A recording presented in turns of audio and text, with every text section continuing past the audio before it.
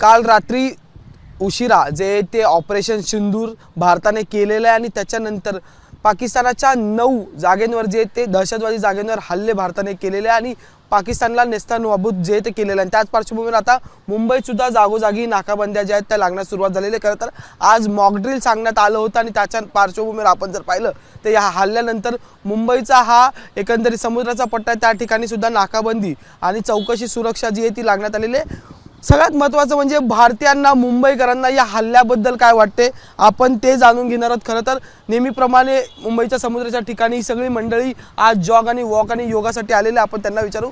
काल रात्री 1:30 वाजता भारतीय लष्कराने जो आहे तो हल्ला केलेला आहे आणि त्याच्यानंतर ज्या दहशतवादी हल्ल्यात 26 जणांचा मृत्यू झाला होता त्यांचे मेन बेस कॅम्प्स आहेत ते उडवलेले। तुम्हाला काय वाटतंय?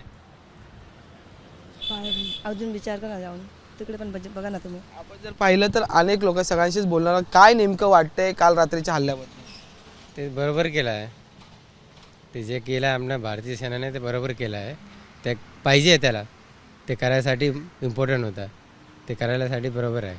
आपण जर पाहिलं तर खरं तर भारतीयांसाठी खूप गर्वाची गोष्ट आहे कारण की 26 जणांचा 25 भारतीय आणि 1 नेपाळी इस्माचा जो आहे तो मृत्यू झाला होता। त्यामुळे प्राऊड मोमेंट है कि नहीं? आता अभी है ना, प्राउड मोमेंट ये ना, अटैक करना ही चाहिए और आगे भी ऐसे इससे ज़्यादा इनको सबक सिखाना चाहिए।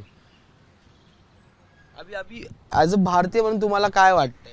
हमें गर्व महसूस होता है कि अपने ये स्टेप लिया। अजून लोक आहे आपण त्यांच्याशी बातचीत काय नेमकं वाटतंय? ये तो बहुत पहले कर देना चाहिए था, जो अटैक कल रात को किया उसके पहले ही कर देना चाहिए था। फिर भी ठीक है, we are proud of our nation and we will be all supporting the government like this only.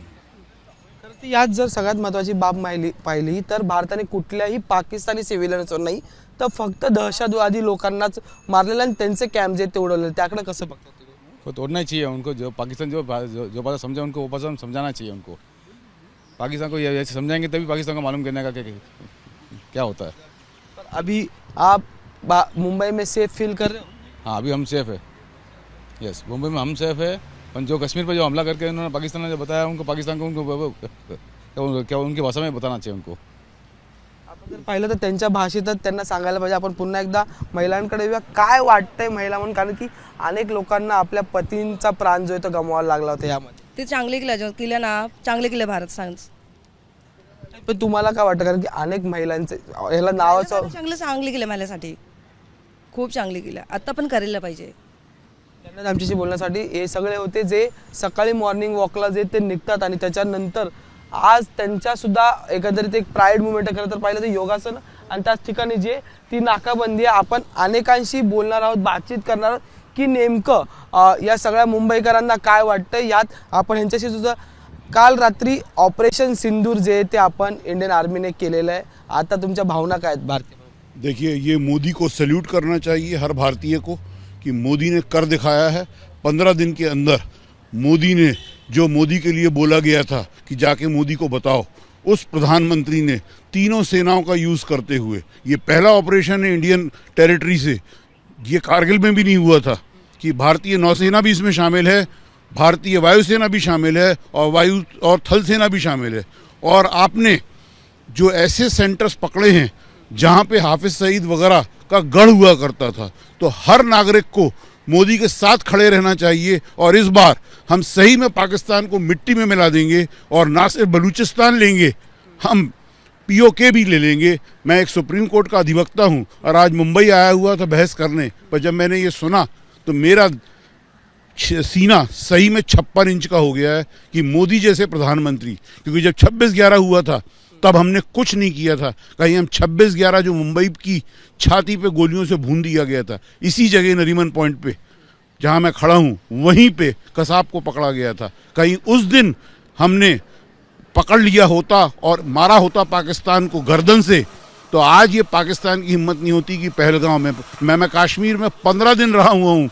मैंने देखा कश्मीरी के जो लोग हैं, जो मुसलमान कश्मीर के हैं, वो भारतीयों को लाइक करते हैं, उनको चाहिए टूरिस्ट वहाँ।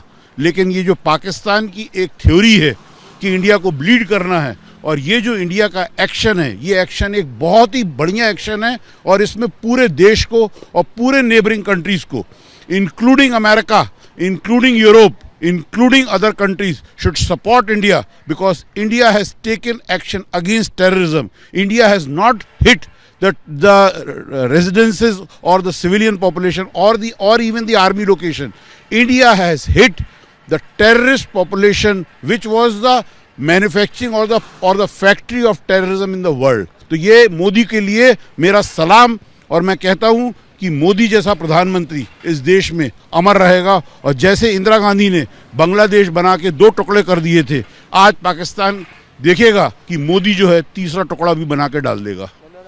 करने गेले आपण जर पाहिलं तर खरं तर पंतप्रधानांना जो आहे तो सलाम आता नागरिकांकडून देण्यात येतोय।